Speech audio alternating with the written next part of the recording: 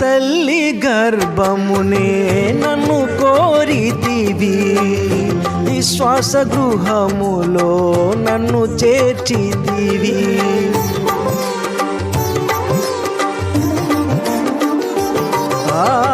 నా తల్లి గర్భమునే నన్ను కోరితివి, విశ్వాస గృహములో నన్ను చేర్చితివి.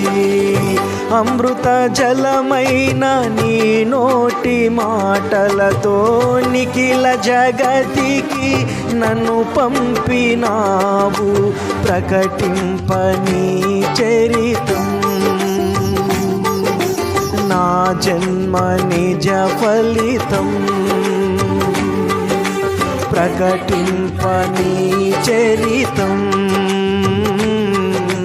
నా జన్మ నిజ ఫలితం.